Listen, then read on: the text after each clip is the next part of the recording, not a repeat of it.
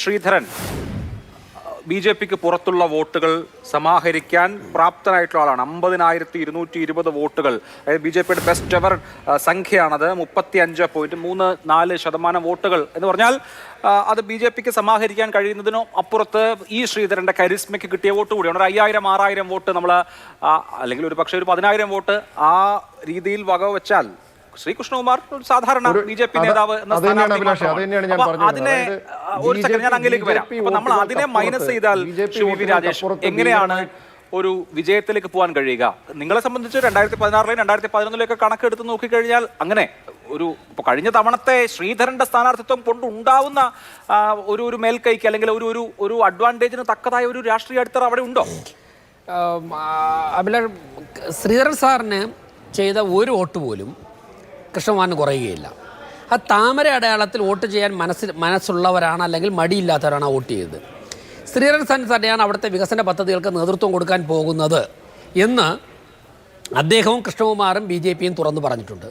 കേന്ദ്ര ഗവൺമെൻറ് കൊണ്ടുവരാൻ പോകുന്ന IT പാർക്ക് ഉൾപ്പെടെയുള്ളവ ശ്രീധരൻ സാറിൻ്റെ ഉൾപ്പെടെ മേൽനോട്ടത്തിൽ അത് ജനങ്ങളെ കൃത്യമായി ഞങ്ങളവിടെ പ്രവർത്തിച്ച് ഞങ്ങൾക്ക് ബോധ്യമായിട്ടുണ്ട്. ഇനി ശ്രീധരൻ സാറിന് ചെയ്യാത്ത വോട്ടുകൾ പോലും, അദ്ദേഹത്തിന് കിട്ടിയ വോട്ട് മുഴുവനും കിട്ടുമെന്ന് മാത്രമല്ല, അദ്ദേഹത്തിന് ലഭിക്കാത്ത വോട്ടുകൾ ശേഖരിക്കാൻ ശേഷിയുള്ള ആളാണ് കൃഷ്ണകുമാർ. കാരണം കൃഷ്ണകുമാർ അവിടെ നഴ്സറി സ്കൂൾ മുതൽ പഠിച്ച് കൃഷ്ണകുമാറിൻ്റെ ഇത്രയും കാലത്തുള്ള പ്രവർത്തനത്തിലൂടെ ബി.ജെ.പിയുമായിട്ട് ഒരു ബന്ധവുമില്ലാത്ത, ഞങ്ങൾ പലപ്പോഴും പറഞ്ഞിട്ടുണ്ടല്ലോ, മുസ്ലിം സമുദായത്തിന് ഭൂരിപക്ഷമുള്ള വാർഡുകളിൽ നിന്ന് പോലും ജയിച്ചിട്ടുള്ള ആളാണ് കൃഷ്ണകുമാർ. അദ്ദേഹം ജയിച്ചതിന് ശേഷം 5 വർഷവും അവരുടെ ഇടയിൽ ജീവിച്ച് അവർക്ക് വേണ്ടി ചെയ്ത കാര്യങ്ങൾ അതൊക്കെ തന്നെ ഇപ്പോൾ തിരുവനന്തപുരത്ത് രാജഗോപാലിന് ലഭിക്കുന്നത് പോലെ പുറത്തു നിന്നുള്ള വോട്ട് ശേഖരിക്കാൻ ശേഷിയുള്ള വ്യക്തിയാണ്. ഇതിലൊക്കെ ഞാൻ എൻ്റെ ആദ്യഘട്ടത്തിൽ പറയാത്ത ചില കാര്യങ്ങളുണ്ട്. ഇപ്പോൾ പിരായരി ഉൾപ്പെടെ ഉള്ളിടത്ത് പോളിംഗ് കുറച്ച് കുറയുന്നു എന്നാണ് മനസ്സിലാക്കുന്നത്.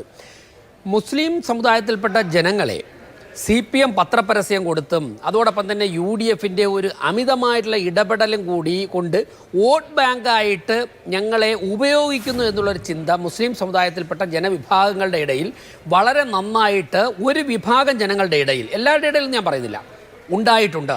അത് വോട്ട് ചെയ്യുന്നതിൽ നിന്ന് പോലും അവരെ മടുപ്പിച്ചിട്ടുണ്ടോ എന്ന് സംശയിക്കുകയില്ല.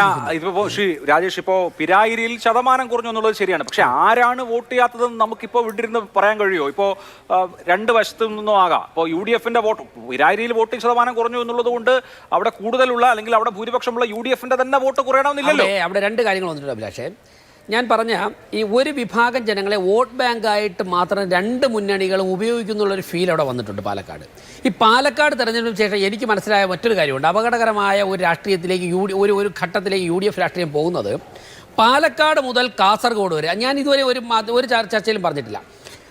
ഇപ്പോൾ ഇന്നലെ വരെയുള്ള അല്ലെങ്കിൽ മെനഞ്ഞാന്ന് വരെയുള്ള തെരഞ്ഞെടുപ്പ് പ്രവർത്തനത്തിൻ്റെ അനുഭവത്തിൽ ഞാൻ പറയുന്നു, പാലക്കാട് മുതൽ കാസർഗോഡ് വരെയുള്ള UDF നേതാവ് കുഞ്ഞാലിക്കുട്ടിയാണ്. തൃശ്ശൂർ മുതൽ തിരുവനന്തപുരം വരെയുള്ള UDFൻ്റെ നേതാവ് VD സതീശനാണെങ്കിൽ പാലക്കാടിനപ്പുറം VD സതീശന് അവകാശപ്പെടാൻ സാധിക്കില്ല. അവിടെ മുതൽ കാസർഗോഡ് വരെ UDF എന്ന് പറയുന്നത് നയിക്കുന്നത് മുസ്ലിം ലീഗാണ്, കുഞ്ഞാലിക്കുട്ടിയാണ്, അവരോടൊപ്പമുള്ള MLA മാർ. ഇത് തെറ്റാണെന്ന് ഞാൻ പറയുന്നില്ല.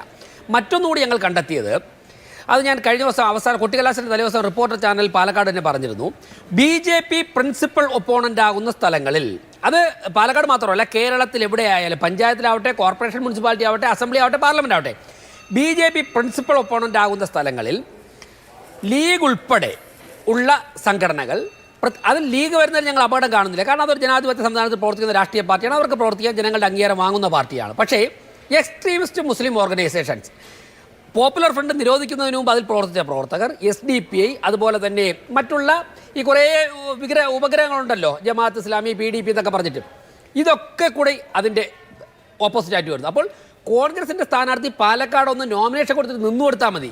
വിജയിപ്പിക്കേണ്ട ചുമതല BJP-യാണ് അപ്പുറത്ത് സാധ്യതയുള്ളതെങ്കിൽ വിജയിപ്പിക്കേണ്ട ചുമതല ഞങ്ങൾക്കാണെന്ന് പറഞ്ഞുകൊണ്ട് അവരങ്ങോട്ട് ഏറ്റെടുക്കുകയാണ്.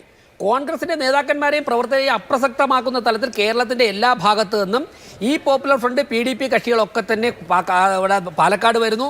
അവർ പണം മുടക്കുന്നു. BJP-യുടെ ഒരു ബോർഡുള്ള സ്ഥലത്ത് 4-5 ബോർഡ്, കോൺഗ്രസിൻ്റെ ഒരു ബോർഡും ഇല്ലെങ്കിൽ 4-5 ബോർഡ് ഈ തീവ്രവാദ സംഘടനകൾ കൊണ്ടുവയ്ക്കുന്ന കാഴ്ചകൾ ഞങ്ങൾ കണ്ടിട്ടുണ്ട്.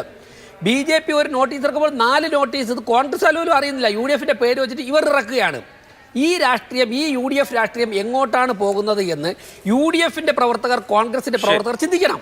ഇനി ഇത്രയും സഹായിച്ച് നിങ്ങളെ ജയിപ്പിക്കുന്നവർ പറയുന്നതിൽ നിങ്ങൾക്ക് പിന്മാറാൻ പറ്റില്ല. ഇന്നിപ്പോൾ വൈകുന്നേരം അഭിലാഷ് കേട്ടോ എന്ന് എനിക്കറിയില്ല, കോഴിക്കോട് നടന്ന SDP ഒരു സമ്മേളനമുണ്ട്.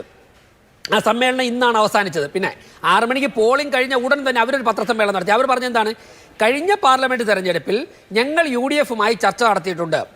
കഴിഞ്ഞ അസംബ്ലി തെരഞ്ഞെടുപ്പിൽ ശിവൻകുട്ടി എടുത്തു പറഞ്ഞു പേര്, നേമത്ത് ജയിച്ചത് ഞങ്ങളുടെ വോട്ട് കൊണ്ടാണ്. മഞ്ചേശ്വരത്ത് ഞങ്ങൾ സ്വന്തമായ സ്ഥാനാർത്ഥിയെ നിർത്തിയാൽ ലീഗ് ജയിക്കില്ല. ഈ SDP എന്ന് പറഞ്ഞ ആരാണ്?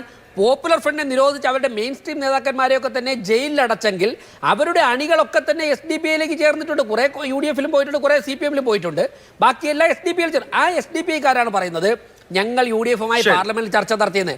അപ്പോൾ UDFിന്റെ BJP പ്രിൻസിപ്പൽ ഒപ്പോണന്റ് ആവുന്ന സ്ഥലങ്ങളിലെ തെരഞ്ഞെടുപ്പ് പ്രചരണത്തിന് നേതൃത്വം കൊടുക്കുന്നത്, പണം മുടക്കുന്നത് SDP, popular front, Jamaat Islami പോലുള്ളവരാണെന്നുള്ള അപകടമായ രാഷ്ട്രീയം കൂടി പാലക്കാട് തെരഞ്ഞെടുപ്പിൽ നമ്മൾ കണ്ടു. ശരി, നോക്കാം.